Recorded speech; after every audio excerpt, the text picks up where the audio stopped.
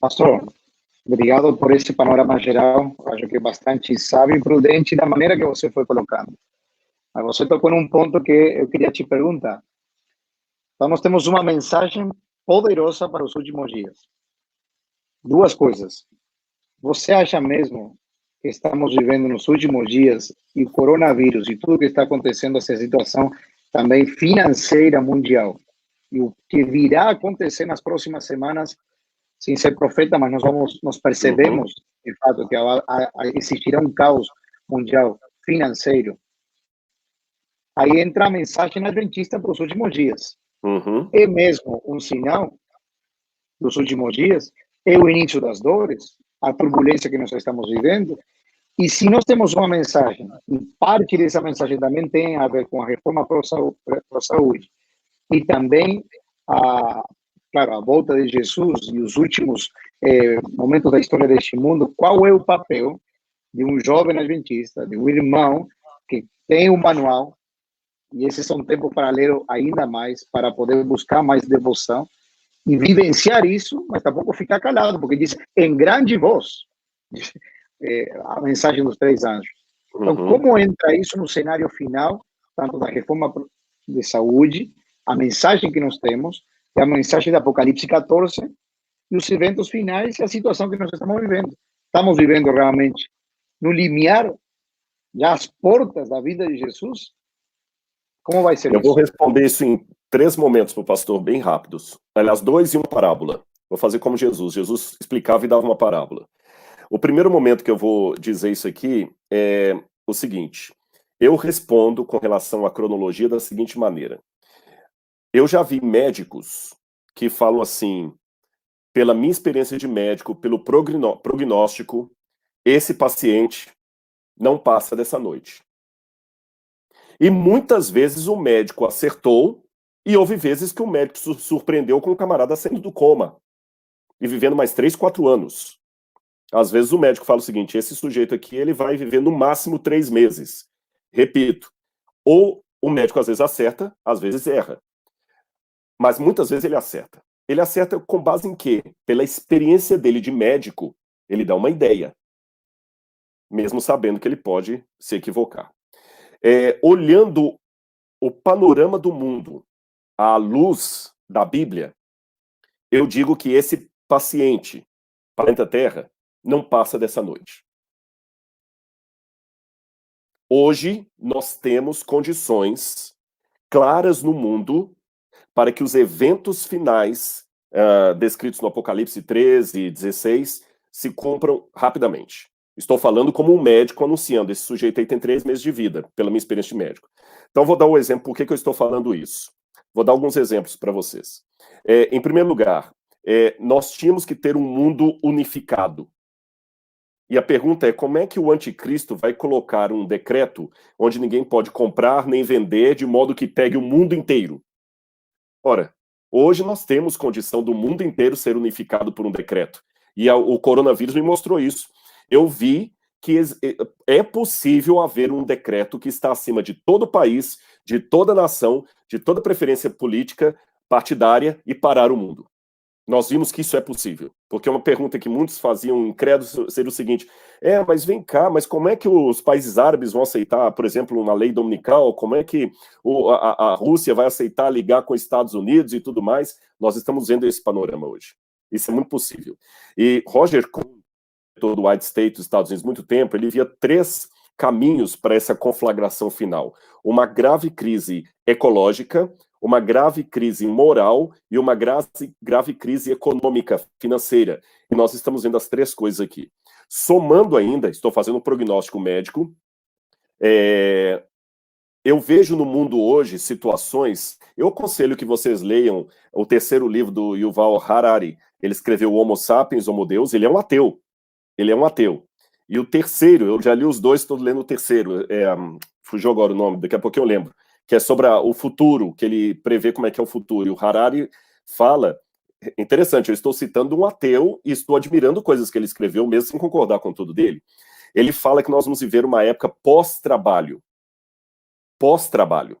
onde as pessoas vão ter a sua situação. E esse homem, eu estou falando, não é um pastor de uma igrejinha do interior, não, é um camarada que hoje está sendo aclamado. Ele diz que o mundo vai ter que ser interligado em termos econômicos. E que nós não vamos precisar nem de trabalho, que nosso trabalho vai ser controlado pelo governo, que vai dar pensão, porque não haverá emprego para todo mundo. A máquina vai substituir muita gente. Para o mundo não eclodir, ele diz que o sucesso do mundo será fazer como o governo de Israel faz com os judeus ortodoxos, que eles ficam só estudando e o governo dá pensão para eles. Junto com o Yuval Harari, nós temos o outro, Bauman. Bauman é muito citado agora. Quem estuda sociologia ou filosofia na faculdade leu Bauman, fala da sociedade líquida. Bauman fala que nós precisamos, mais do que nunca na história, de um governo único.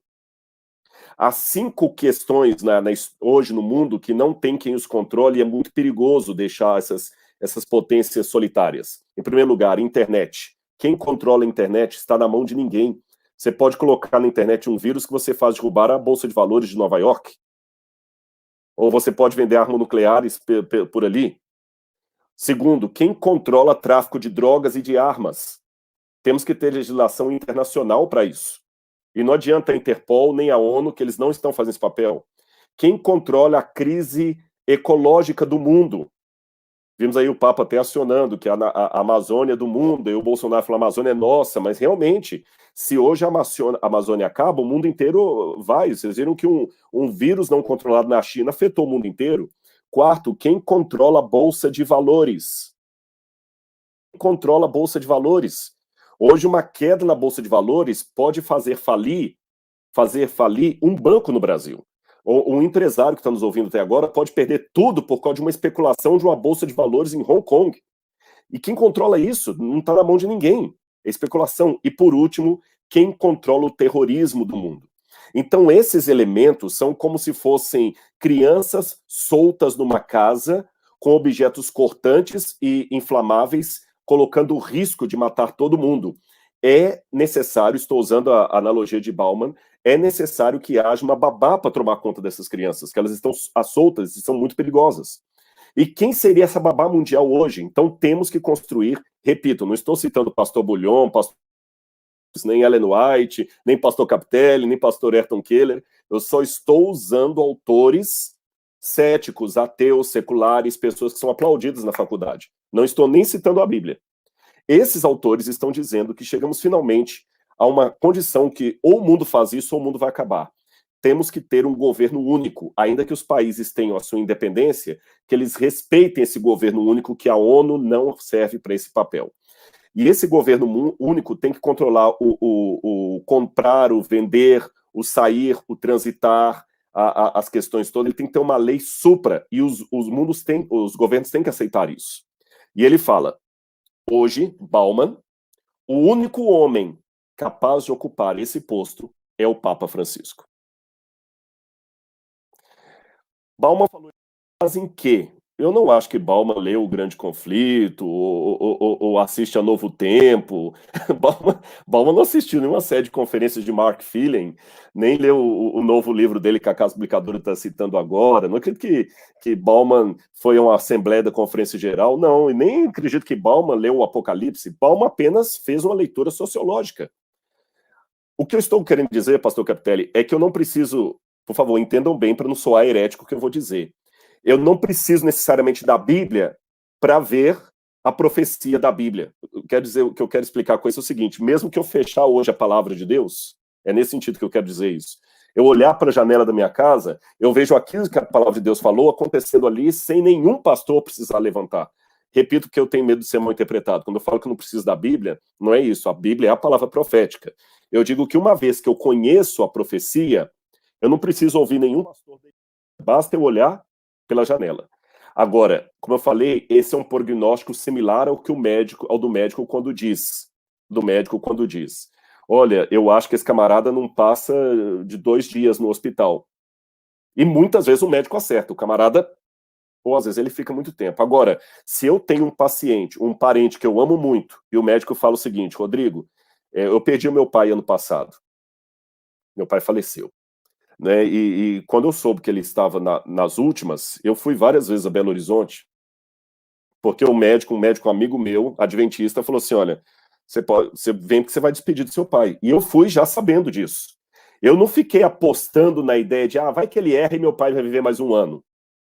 Se você está morando em qualquer lugar e o médico fala o seguinte, pega o avião e vem para cá, porque a chance de você despedir da sua mãe, se você for inteligente, você pega o avião e vai. Mesmo sabendo que há uma chance do médico estar equivocado, viver mais 2 anos. Mas você pega e vai. Então hoje eu estou vendo um mundo que está fadado a morrer talvez em pouco tempo. Eu estou pegando o avião e estou indo atrás. Estou me preparando. Mas nisso aqui eu quero colocar 2 anotações para entrar na parábola final que eu queria dizer. A primeira anotação. Cuidado, porque ao mesmo tempo que Jesus falou, quando vier o Filho do Homem, porventura achará fé na terra, o mesmo Jesus que falou isso, também falou, haverá falsos cristos e falsos profetas. E qual será a ênfase dos falsos cristos e dos falsos profetas? Então esse aqui eu tenho que deixar muito claro e redondinho, senão meu discurso ficará pela metade. A ênfase dos falsos cristos e falsos profetas é geralmente a ênfase alarmista, que ao invés de pregar ao povo a fidelidade e o amor a Deus, prega no povo o temor, o medo e o pânico em face ao que está acontecendo. Interessante que Jesus falou, ouvireis falar de guerras e de guerras, mas não vos assusteis, porque ainda não é o fim. E então se levantará nação contra nação, reino contra reino, haverá fomes e terremotos em vários lugares, porém tudo isso é o princípio das dores. No original grego, essa expressão princípio das dores é a mesma ideia de uma mulher quando ela está tendo a contração para dar à luz, e a contração do parto vai, e quanto mais vai chegando a hora do nascimento, a contração vai ficando mais encurtada. Então, devemos ficar alerta, mas mais do que desesperados, angustiados, proclamando pânico geral, é erguer a minha cabeça, sabendo que a minha salvação se aproxima. Então, por um lado, eu tenho aquela pessoa que diz, não é nada, não está acontecendo nada, meu senhor tarde vem, e tem aquele que fica fazendo apocalipse de jornal, sabe? O comentário do apocalipse sempre fica olha aquilo aqui, eu não quero. Então, quando eu dei esses exemplos aqui, que eu falei que eu posso olhar para a janela e ver o cumprimento lá fora, aí eu tenho que continuar o meu exercício. Depois disso, eu voltar para a minha Bíblia, me consagrar a Deus e erguer a cabeça feliz, porque o meu Senhor está voltando.